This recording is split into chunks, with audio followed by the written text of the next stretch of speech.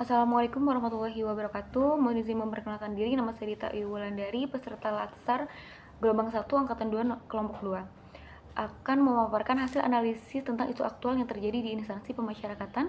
Yang saya ambil adalah isu korupsi di lembaga pemasyarakatan, bahwa idealnya lapas itu kan merupakan tempat bagi warga binaan mendapatkan pembinaan agar menyadari kesalahan, bertobat, dan tidak mengulangi kejahatannya lagi. Namun pada praktiknya ada beberapa perilaku-perilaku menyimpang dari petugas yang membuat pembinaan tersebut tidak berjalan dengan lancar atau pembinaan tersebut tidak berhasil. Kemudian ada data dari Transparansi Internasional Indonesia 2024 bahwa persepsi indeks korupsi Indonesia tahun 2023 itu berada di posisi 115 dari 180 negara dengan skor 34 dari 100 yang menunjukkan bahwa pemberantasan korupsi di Indonesia masih stagnan. Hal ini berdampak khususnya di lembaga pemasyarakatan sendiri, itu memengaruhi efisiensi dan kredibilitas unit pelaksana teknis.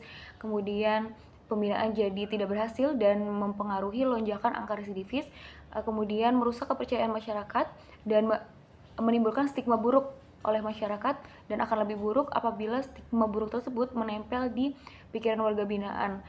Mereka akan menjadi sewenang-wenang kepada petugas dan menganggap bahwa petugas mudah untuk disuap.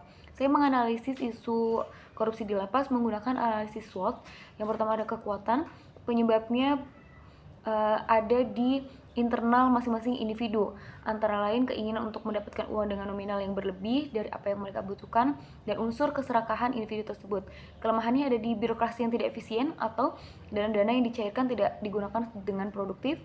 Kemudian yang ketiga ada peluang dari faktor eksternal, rendahnya hukuman bagi para pelaku korupsi di Indonesia, kemudian di dalam penjara banyak sekali hak-hak istimewa.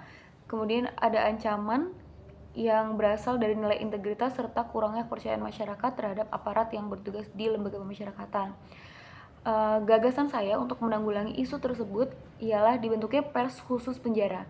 Maksudnya lembaga pers tersebut dibentuk sebagai lembaga resmi yang mencakup media cetak yang bertugas dan bertanggung jawab berdasarkan kode etik jurnalistik seperti biasanya.